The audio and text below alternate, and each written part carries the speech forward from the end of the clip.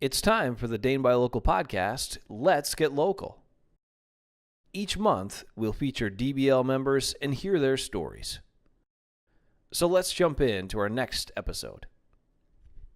Welcome back to another edition of Let's Get Local, the Dane by Local podcast. I'm your host, Jason Hafman, and today I'm really pleased to be joined by Kate of Kate & Company. Kate, thanks so much for coming on. Oh, sure. Thanks for having me. All right, so we know that you do a number of different things, Kate. But today we're going to talk a little bit more about your connection to Dane by Local and Kate & Company and what that all means. First off, though, why don't you tell us a little bit about how you even started this business, Sure. Kate & Company? I started this business kind of in, I guess I would say, a fluke. I had attended a social event in Sun Prairie with the Wine Walk a couple years ago, and I fell in love with the store that we had walked into because it was something I was doing at home, refinishing furniture with Annie Sloan chalk paint. So I had a conversation with the owner there, and we actually talked about real estate because I'm a realtor in Dane County area with EXP. And so I gave her my business card and didn't give it another thought until about a year later. She reached out to me and said, "Hey, we're moving, do you want to buy my business?" And my response was no, but I will sell your house. And from there, we sat down and had some conversations, and I decided, why not? Let's jump into this. I had prior experience as a state probation and parole agent for 20 years and had just given my notice. And this following week is when this opportunity presented itself. It just seemed like a win-win, and I figured I really can't fail. And if I do, I did it. And I guess that was my thought process. And at the time, I was very appreciative of, and still am, of all the businesses in Sun Prairie that pitched in, kind of helped me along the way. Also, just the customers that came in, and really enjoyed that interaction and helping people with their projects, just meeting some really positive, wonderful people. And that's how it all started. It was kind of a whirlwind, but it was the right decision at the time. Yeah. Well, it sounded like a bit of a whirlwind, but that's how a lot of things, especially life changes and things like that happen. Excuse me. Wow. There we go. That's better. So you went a little further down the path than I was intending there, which is fine. We're going to back up a little bit and define a little bit more about what your business actually was and is. Sure. And continues to be with Kate & Company. Sure. You mentioned the refinishing. Correct. So my business at Kate & Company in Sun Prairie is where it initiated. It was a retail store that sold the Annie Sloan chalk paint products, refinished furniture, unfinished vintage piece furniture, and gifts. And I was in Sun Prairie for about 2.5 years. And so that is how my business initially got going. Does that answer your question? I think. Yeah. Okay. Well, whatever answer you give, that's the answer to the question. I guess part of the evolvement of my business has been, getting thrown into this situation, making it my own, taking someone else's business plan and tweaking it and seeing what's more genuine to myself. Part of my motivation to do this was also for my son, so he could have some job skills. He has a disability, and it was beneficial for him to get some work experience. So all in all, it was a great move. I initially took over this retail store, and we had to move suddenly across the street. So that made us shift our design and style and made it more my own rather than adopting someone else's style, I guess I would say. Sure. With regards to display and my painting. Was the name of the business previously was called the Ironstone Nest. Ironstone Nest. Okay, and then you promptly changed it so it fit you. Correct. Okay. I bought the inventory, not their name, and sure. I think they're still out online somewhere. Okay. So I used the name Kate & Company because of all the people that supported me in my decision to jump basically into this retail business. I really enjoyed doing workshops, and probably 3-4 times a month we'd do workshops where people would bring a small piece in from home, And the beauty of the product that I was selling is that it is water-based. Annie Sloan made it from the UK about 30 years ago. It's water-based product that dries within 20 minutes. It doesn't require any sanding, stripping, or priming. So basically, clean off your piece and you can go right on it. The product adheres to pretty much anything: metal, glass, concrete, wood. So it's really a beautiful way to transform and recycle already existing materials. I started at my home probably 2 years before I took over the store. And it started as just a way to relax. At the end of the night, my kids were asleep and I couldn't leave the house. So I grabbed a glass of wine and started painting furniture. All the parents have been there at some point. Yeah, exactly. So for me, it was more therapeutic as you get into the zone and you create something that gives you a lot of pride. So that's how it all kind of took off for me. Okay. I wanted to step back really quick. So you had you had mentioned just briefly previously you were a parole officer. Is that correct? That is correct. Okay. Yep. Wow. What was that like?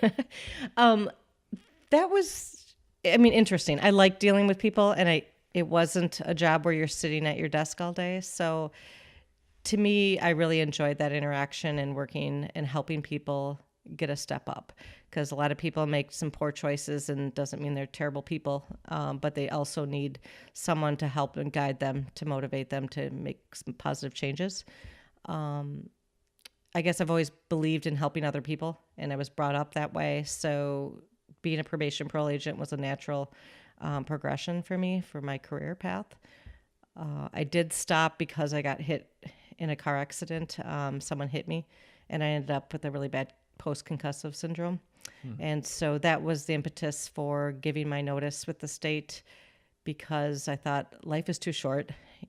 Why do something that you don't truly love and doesn't fill your bucket and bring you joy? And so I gave my notice with the state, and at that point I was doing part-time real estate. My goal was just to do full-time real estate, and then this opportunity to take over this business presented itself a week later. So it's one of those things that you're like, well, when it's right there in front of you, I don't know, it just felt right to do it. In hindsight, I look back and wonder, what in the world was I thinking? But it's been a great journey. That's I'll just let you know, that's how we do it in my family too. It's go big or go home. That's we're right. just like, everything at once. Let's just shift it all up and make it, turn everything over, and here we go. Here we all go. These different directions. Yeah.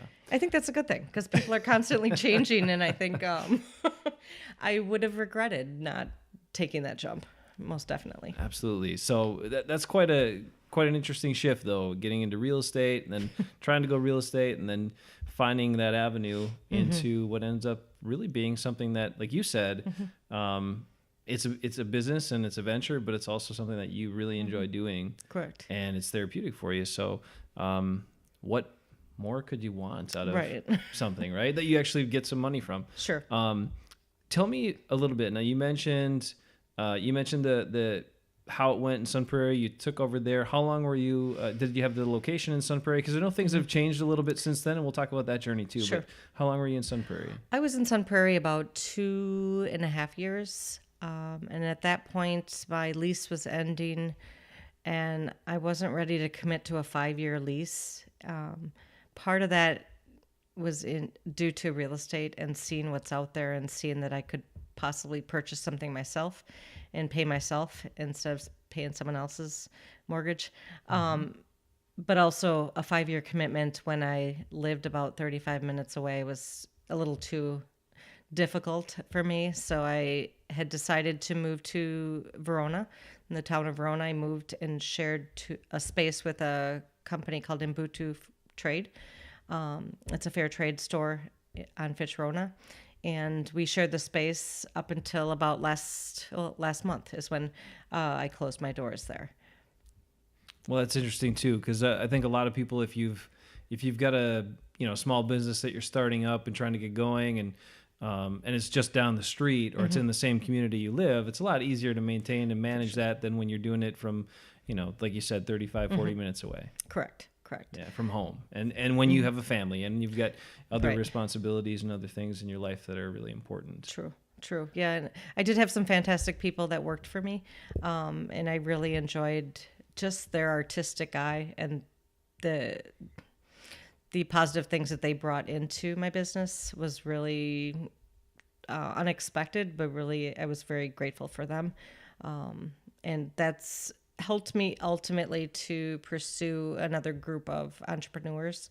And I reached out to the Doyen group in Madison just to get a vision on where I wanted to go with my business. I mean, that's where I started, and this is where I'm at today. So, what are my other future goals? And they really helped. Part of their Founders Series helped me develop what I soon to be is a longer term business plan.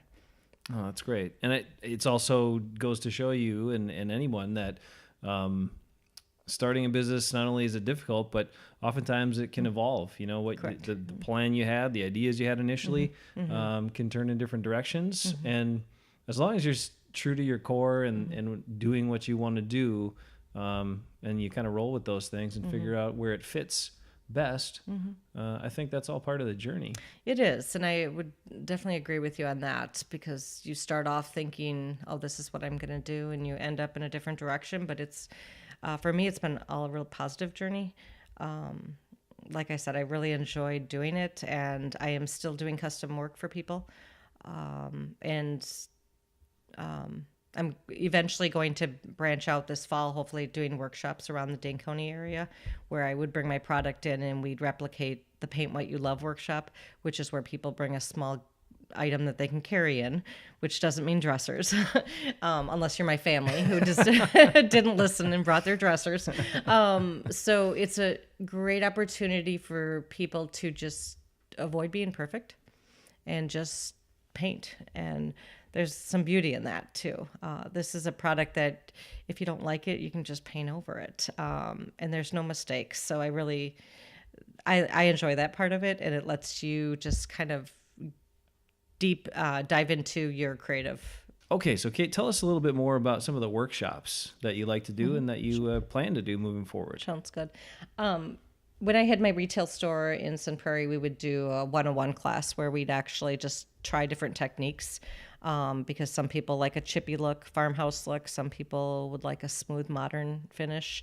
And with this product, you can achieve pretty much any look that you're aiming to achieve. We do the 101 class, and then we would do a kitchen cabinet, bathroom cabinet class, which was mostly an educational class. I think it was like a $10 fee. People would show up, and we just play around with old cabinet doors and trying to figure out and just to show people how easy this product is to use. The biggest thing with kitchen cabinets is you do need that prep work because there's grease and dirt and all the things that collect on the kitchen doors or cabinet doors, I should say. Well, and the expenses versus doing something like that, a project like that versus replacing. Tear out, install, purchase a new cabinetry. I mean, that's substantial. Incredible, yeah. Yeah, and I think cost savings. If I were to do my kitchen alone, it would be about $300, $350, and my time. And then if I were to replace them, probably close to $15,000 to $20,000. And so it's a fun way to rejuvenate your home, use the products that you already have, and really add some personal touch to your kitchen or bathroom. So along with that, we'd have some project related classes where we would have people bring in vintage frames and we'd redo those. And we would also do planter boxes, just cedar black boxes, and use the paint to kind of give a more distressed look and add some faux flowers and kind of the old mason jars and do some things like that. Most of my classes we'd offer beer or wine, which is kind of nice too. So it turns into more of a social scenario. And also I've found most things, if you add beer or wine to it, it does help a little bit. It does help a little bit. Sure, and, people some people, believe it or not, are really nervous about that actual first paint stroke.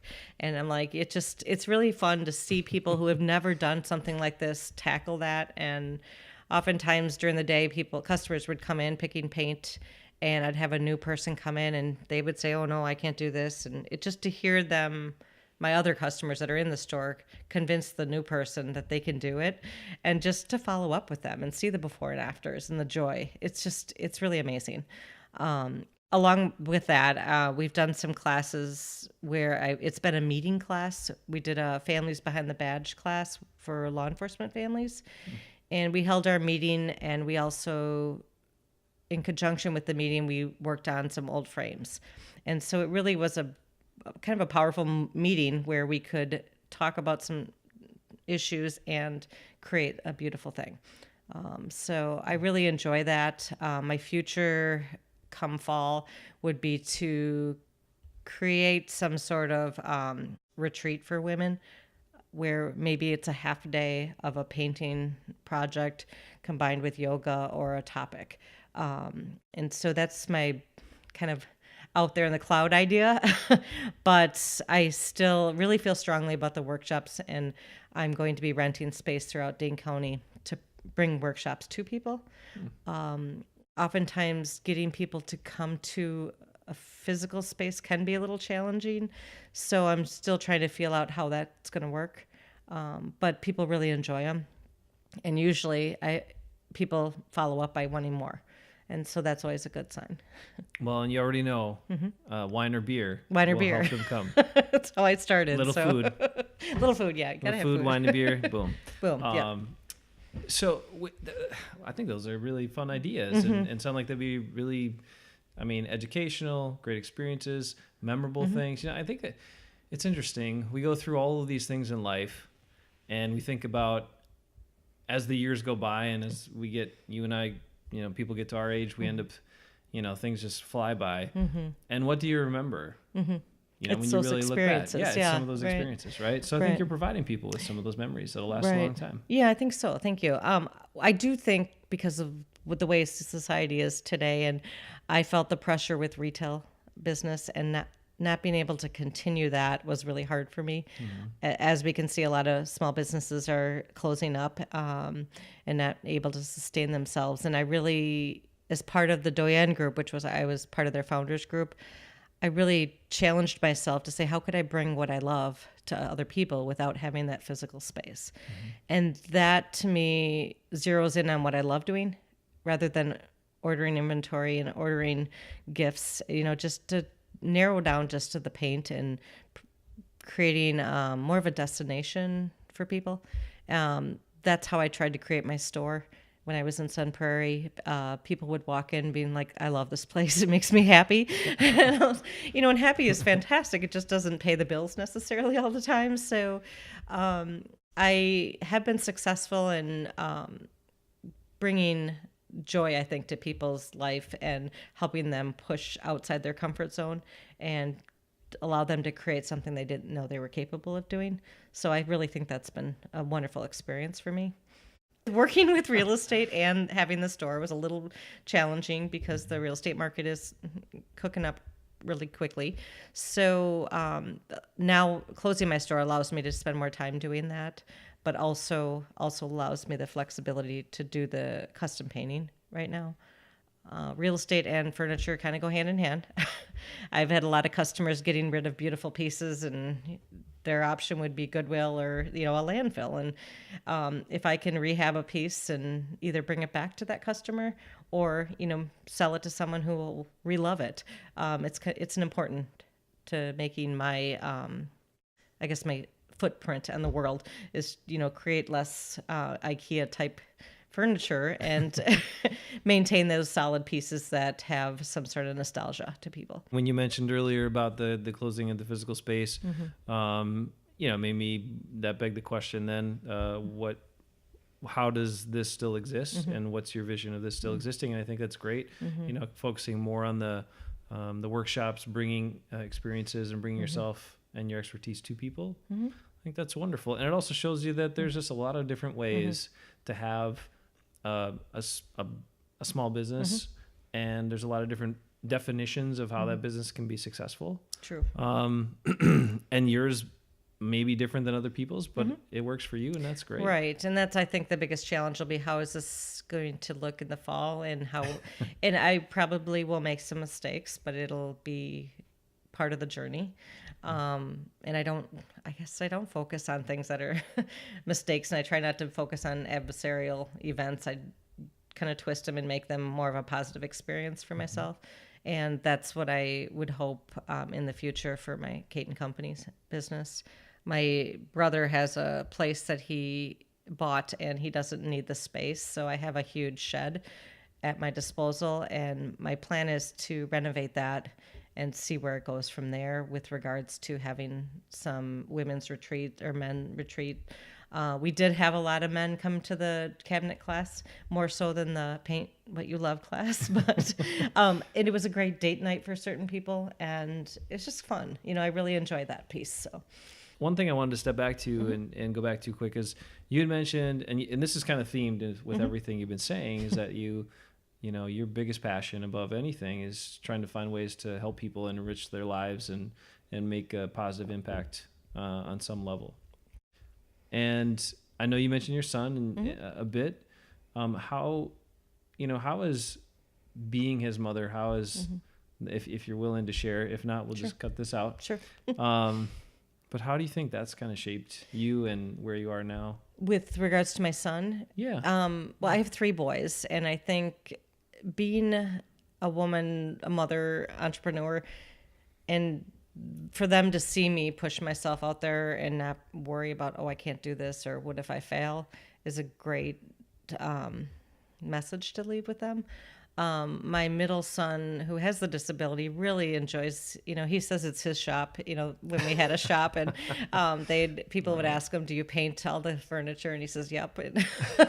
But for him to have that experience where he was stacking and matching paint and helping me with the day-to-day stuff was really critical for him for success in future employments.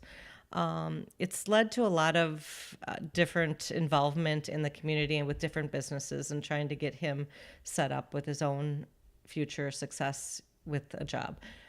So I'm really glad I did that.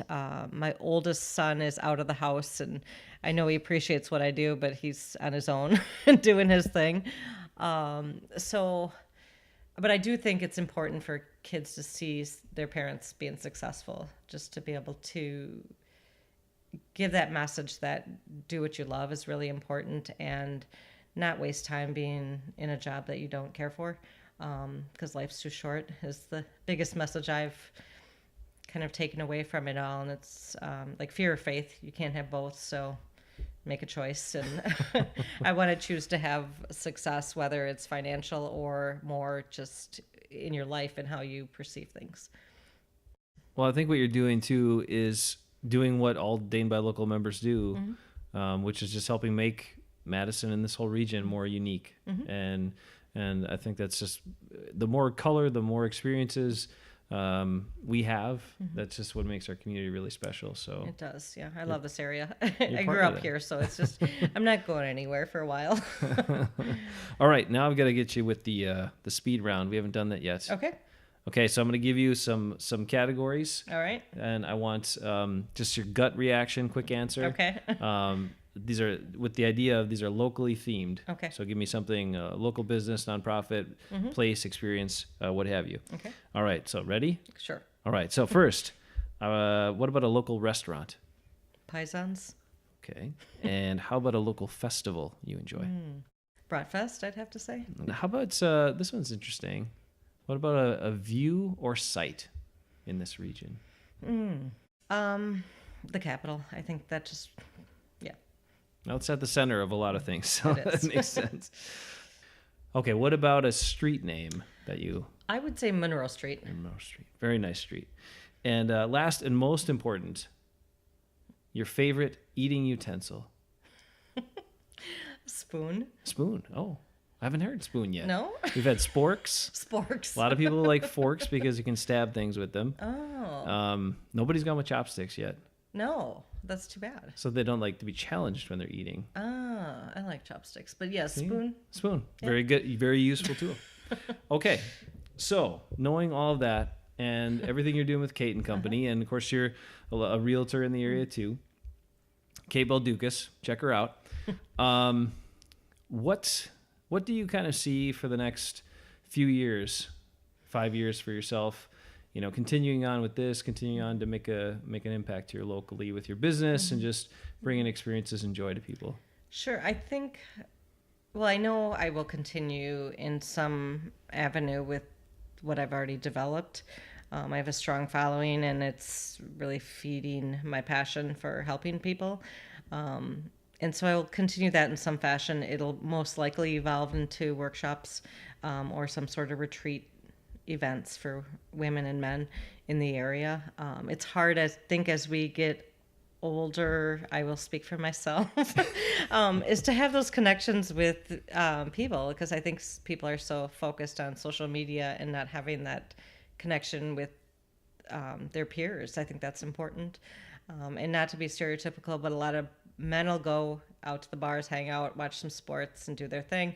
And women, it's hard to find a local place for them to connect where maybe their churches are great. That's fantastic if that's your avenue. But where else do women go to connect and refuel? And I think that's an important piece. It always has been for me. So well, that sounds great. And you're right. I mean, having those other experiences, that was one other thing I was going to say that I liked about what you did was it takes you away from technology, which is a good thing. It is these days. It is, yeah. We get stuck on there. Yes. People of all ages. And so you can do something that's an experience that focuses your mind and gives you some something else to do, and it's not tech related. I think that's good for all of us to get a break from that. True. It's like traveling, I guess. Oh yeah, I know you like traveling too. I love traveling, but when you can't, and maybe you have a tiny space. So how do you make that space your happy place with what you have? And I think that's no matter where you are, you can create that for yourself. And that's my goal, to continue that in the near future, for helping people establish that. Great. Well, Kate Balducas of Kate and Company and eXp Realty, and just a good person in your community. Thank you. I'm glad to have you join us today. Well, thanks for inviting me. Yeah, appreciate it. It's good to talk with you. All right. That's another episode of Let's Get Local. We'll catch you again next month. Thank you for checking out Dane by Local's new podcast, Let's Get Local, available on YouTube, Facebook, and DBL's website. Join us next month for more local talk.